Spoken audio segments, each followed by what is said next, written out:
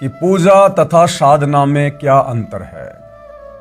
यानी हिंदू धर्म से जुड़े भाई बहन कह रहे हैं कि आप जी एक तरफ तो कहते हो कि गीता बोलने वाले इस काल ब्रह्म की भक्ति से भी मोक्ष नहीं है, फिर ब्रह्मा विष्णु महेश की भक्ति से भी मोक्ष नहीं है, क्योंकि आपने गीता अध्याय 7 श्लोक नंबर 12 से 15, गीता अध्याय 7 श्लोक नंबर 20 और 23 दिखा दिया है। फिर आप जी कहते हैं कि मैं अपने भक्तों को ब्रह्मा विष्णु महेश की भक्ति के मंत्र देता हूँ, दुर्गा का मंत्र देता हूँ। ये बात हमारे समझ में नहीं आई। आप संत रामपाल जी एक तरफ तो कहते हैं कि ब्रह्मा विष्णु महेश की भक्ति से मोक्ष नहीं है, इस ब्रह्म की भक्ति से मोक्ष नहीं है, और फिर आप अपने भक्तों को इनकी भक्ति के मंत्र भी देते हैं। तो ये दोनों बातें कैसे? तो इसके लिए गुरुदेव भगवान हमें समझा रहे हैं कि भाई साधना और पूजा, इन दोनों में रात दिन का अंतर है। हम केवल शरीर के कमल में विराजमान इन प्रधान देवताओं की, इन शक्तियों की साधना करते हैं, हम इनकी पूजा नहीं करते।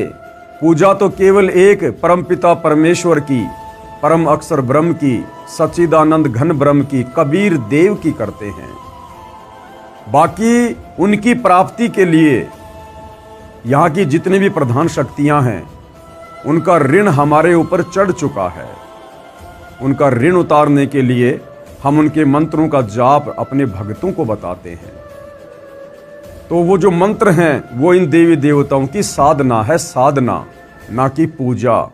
अब पूजा और साधना दोनों अलग अलग कैसे हैं, इसको सतगुरु रामपाल जी बहुत सारे उदाहरण देकर समझा रहे हैं। पूजा तथा साधना में अंतर। प्रश्न नंबर 41, हिंदू भाई ने सवाल किया, ये भी कहते हो कि पूर्ण मोक्ष की प्राप्ति के लिए ब्रह्मा विष्णु शिव गणेश तथा देवी और क्षर पुरुष व अक्षर ब्रह्म की साधना करनी पड़ती है। दूसरी ओर ये भी कह रहे हो कि ब्रह्मा विष्णु शिव अन्य देवता हैं, क्षर ब्रह्म यानी ये काल, इसकी भी पूजा भक्ति योग्य नहीं है, केवल परम अक्षर ब्रह्म यानी कबीर देव की ही पूजा या भक्ति करनी चाहिए। तो ये दोनों बातें कैसे? तो सतगुरु रामपाल जी पूजा और साधना में अंतर स्पष्ट करते हुए जवाब दे रहे हैं। उत्तर, पहले तो यह स्पष्ट करता हूं कि पूजा तथा साधना में क्या अंतर है।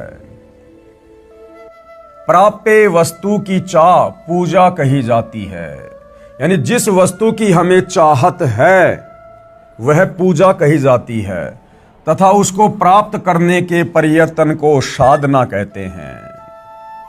जिस प्रकार गुरुदेव ने बताया कि हमें प्यास लगी है और हमें किस चीज की आवश्यकता है, जल की, तो हमने किसको प्राप्त करना है, जल को।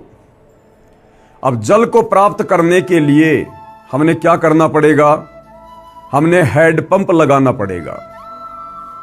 हेड पंप लगाना पड़ेगा और हेड पंप लगाने के बाद फिर हमने उस हेड पंप को चलाना पड़ेगा, बोकी मारनी पड़ेगी। उसके बाद हमें वो इच्छित वस्तु जल प्राप्त होगी। तो ठीक इसी प्रकार पूजा और साधना में अंतर को समझिए।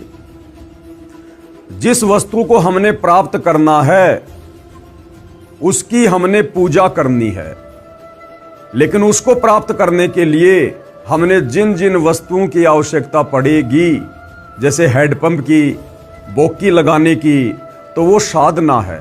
जब हम हेड पंप को लगाकर उसको बोकी मारेंगे, उसकी साधना करेंगे, तो हमें वो इच्छित वस्तु जल प्राप्त होगी जिसकी हमें चाहत है। तो हेड पंप और बोकी साधन है, साधन, और इच्छित वस्तु क्या है, जल।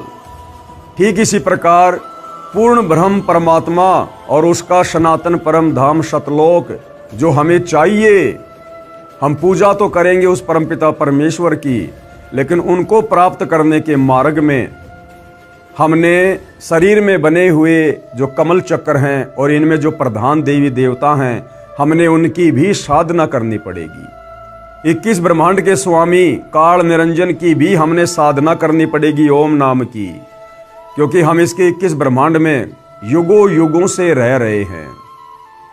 हम इसके कर्जवान हो चुके हैं। ये 21 ब्रह्मांड इस काल ने, ज्योति निरंजन ने, इस क्षर पुरुष ने, ब्रह्मा विष्णु महेश के पिताजी ने, इस गीता बोलने वाले काल ब्रह्म ने शतलोक में तपस्या करके परमपिता परमेश्वर कबीर साहिब जी से प्राप्त किए थे। और हम इसके साथ इसके 21 ब्रह्मांड में आ गए। तो ये 21 ब्रह्मांड इस काल के द्वारा प्राप्त किए गए हैं तपस्या करके, और हम इसके ब्रह्मांडों में रह रहे हैं, खा रहे हैं, पी रहे हैं, सूर्य से धूप ले रहे हैं, पृथ्वी पर अन्न उगाकर खा रहे हैं, जल पी रहे हैं, फल फ्रूट खा रहे हैं, अनाज पैदा कर रहे हैं, हवा ले रहे हैं। तो हम सभी आत्माओं के ऊपर इस काल ब्रह्म का ऋण चढ़ा हुआ है, और जब तक हम इसका ऋण नहीं उतारेंगे तब तक ये हमें आगे जाने का रास्ता नहीं देगा, क्योंकि परमात्मा ने ये एक विधान बना रखा है। तो ओम नाम की हम इस काल ब्रह्म की साधना करेंगे, और इसका जो कर्जा हमारे ऊपर चढ़ा हुआ है हम इसको दे देंगे। ओम नाम की कमाई हम इसको समर्पित कर देंगे। उसके बाद ये काल अपने विधान अनुसार, जो इसने गीता अध्याय 18 श्लोक नंबर 66 में कहा है कि सर्वधर्मान परित्यज्य माम एकम शरणम व्रज अहम तवा सर्व पापे भी मोक्षयामि मा शुचि, कि अर्जुन जब तुझे वो तत्वदर्शी संत मिल जाए और तुझे सनातन परम धाम की भक्ति मिल जाए, उसके बाद तू मेरे ओम नाम की कमाई और मेरे स्तर के जितने भी धर्म यज्ञ हैं उनकी कमाई तू मुझे समर्पित कर देना। सर्व धर्मान परित्यज्य माम, मुझे दे देना, और एकम शरणम व्रज, उस एक अद्वितीय परमात्मा की शरण में चले जाना, मैं तुझे ऋण मुक्त कर दूंगा। इसलिए भाई और बहनों, पूजा और साधना में अंतर होता है। तो चाहे इस ब्रह्म के ओम नाम का जाप हो, चाहे ब्रह्मा विष्णु महेश का जाप हो, चाहे दुर्गा जी का जाप हो, चाहे गणेश जी का जाप हो, जो सतगुरु रामपाल जी हमें नाम दीक्षा के समय देते हैं, हम केवल इन प्रधान देवी देवताओं की साधना कर रहे हैं, साधना, ना कि इनकी पूजा। पूजा तो हमने एकमात्र परमपिता परमेश्वर कबीर साहिब की करनी है, जो हमारा इष्ट है। तो गुरुदेव भगवान ने कितने अच्छे से समझाया है, जो प्राप्य वस्तु की चाह पूजा कही जाती है, यानी जिस चीज को हमने प्राप्त करना है उसकी चाहत पूजा कही जाती है। तो हमने प्राप्त करना है कबीर साहिब शतलोक, तथा उसको प्राप्त करने के प्रयत्न को साधना कहते हैं।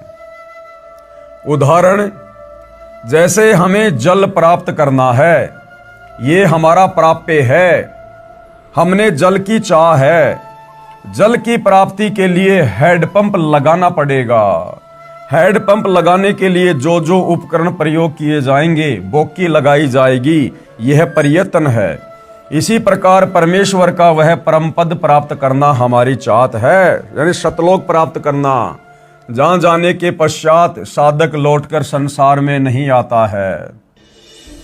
हमारा प्राप्य परमेश्वर तथा उनका सनातन परम धाम है। परमेश्वर कौन? कबीर साहिब, और उनका सनातन परम धाम क्या? शतलोक, जहां जाने के बाद साधक लौटकर संसार में वापस नहीं आता। अब उस परमेश्वर को और उसके सनातन परम धाम शतलोक को प्राप्त करने के लिए, उसको प्राप्त करने के लिए किया गया नाम जाप, हवन यज्ञ आदि आदि साधना है। उस साधना से पूज्य वस्तु परमात्मा प्राप्त होगा। यानी जब हमारी भक्ति कंप्लीट हो जाएगी तो हमें सतलोक में परमानेंट जगह मिल जाएगी और हमें वहां परमपिता परमेश्वर कबीर साहिब मिलेंगे। जैसे सवाल नंबर 13 के उत्तर में स्पष्ट किया है, वही सटीक उदाहरण है। उस पूर्ण मोक्ष के लिए 3 बार में दीक्षा क्रम पूरा करना होता है। दूसरा उदाहरण भाई और बहनों, जैसे हम अपने बच्चे को स्कूल भेजते हैं और हमारा टारगेट है कि हमने बच्चे को डॉक्टर बनाना है, डॉक्टर। तो चाहत क्या है? डॉक्टर बनने की। चाहत क्या है? वो नौकरी प्राप्त करने की। लेकिन डॉक्टर बनने के लिए, वो चाहत पूरी करने के लिए उस बच्चे ने स्कूल में जाना पड़ेगा, उसने पढ़ाई करनी पड़ेगी, उसने ट्यूशन करना पड़ेगा, उसने कोचिंग ज्वाइन करनी पड़ेगी। तो डॉक्टर बनने के लिए वो जो मेहनत कर रहा है, जो पढ़ाई लिखाई कर रहा है, वो साधना है। वो पढ़ाई लिखाई करना डॉक्टर बनने के लिए साधना है, साधना।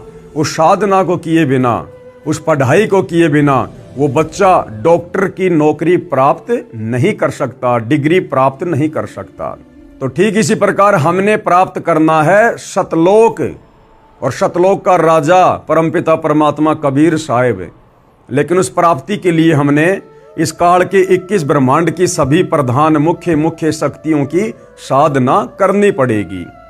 और सतलोक प्राप्त करने के लिए, पूर्ण मोक्ष के लिए 3 बार में दीक्षा क्रम पूरा करना होता है। 3 बार में सतगुरु रामपाल जी दीक्षा क्रम को पूरा करते हैं।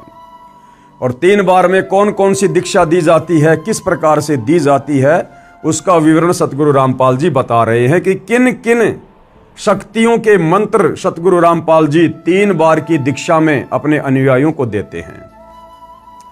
सबसे पहला जो मंत्र है उसको कहते हैं प्रथम नाम दीक्षा। ब्रह्मा, विष्णु, शिव, गणेश और देवी के मंत्रों की साधना दी जाती है। यानी सतगुरु रामपाल जी अपने प्रत्येक भगत को, जब वो सतगुरु रामपाल जी के तत्व ज्ञान युक्त सत्संगों को सुनकर उनसे नाम उपदेश लेने की इच्छा करता है, तो सबसे पहले प्रथम नाम दीक्षा के अंतर्गत उस भगत को, उस साधक को, यहाँ की जो प्रधान शक्तियाँ हैं जो हमारे शरीर में बने इन कमल चक्रों में विराजमान है, श्री ब्रह्मा जी, श्री विष्णु जी, श्री शिव जी, श्री गणेश जी तथा देवी दुर्गा जी, इनके मंत्रों की साधना दी जाती है। हम सब इनके मंत्रों का जाप करते हैं। दूसरी बार में जो दीक्षा दी जाती है, दूसरी बार में क्षर ब्रह्म तथा अक्षर ब्रह्म के 2 अक्षर मंत्र जाप दिए जाते हैं। दूसरी बार में जो दीक्षा दी जाती है उसको शतनाम कहते हैं, शतनाम। तो जो शतनाम होता है उसमें 2 मंत्र होते हैं।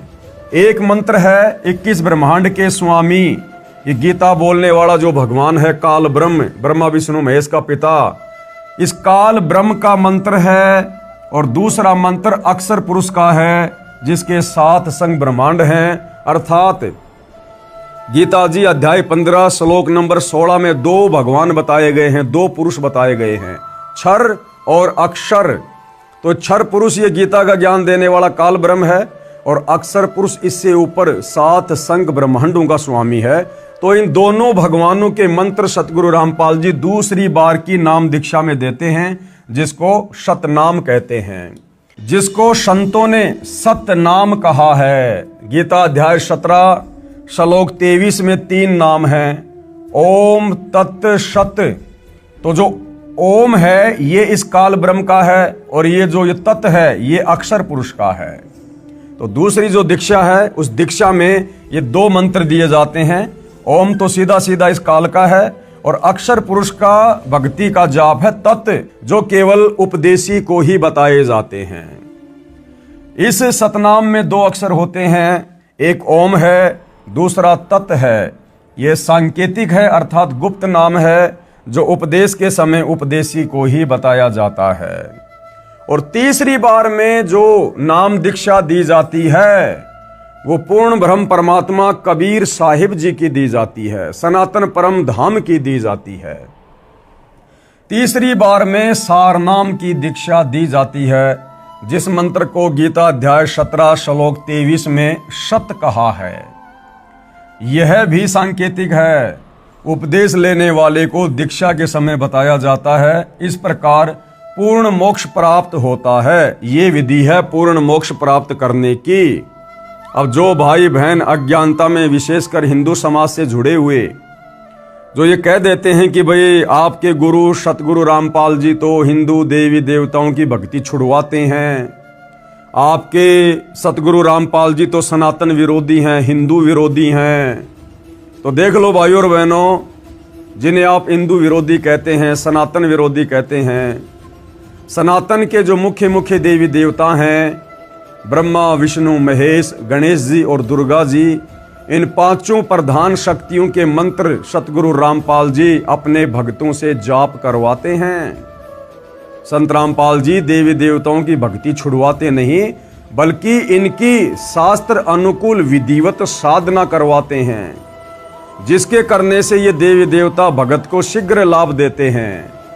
और उसकी मुक्ति का मार्ग जो बंद पड़ा हुआ है उस रास्ते को खोल देते हैं। अर्थात आत्मा अंत समय में शरीर छूटने के बाद हमारे शरीर में जो कमल बने हुए हैं जिनमें देवी देवताओं का वास है, उन कमलों के अंदर से आत्मा को गुजरना पड़ता है त्रिकुटी तक जाने के लिए। तो ये जो मंत्र सतगुरु रामपाल जी देते हैं प्रथम नाम दीक्षा के तहत, इन मंत्रों के जाप करने से वो कमल खुल जाते हैं, वो रास्ता साधक का साफ हो जाता है। दूसरा, धरती पर इन कमलों को खोलने का और कोई तरीका, कोई ऑप्शन, कोई भक्ति नहीं है।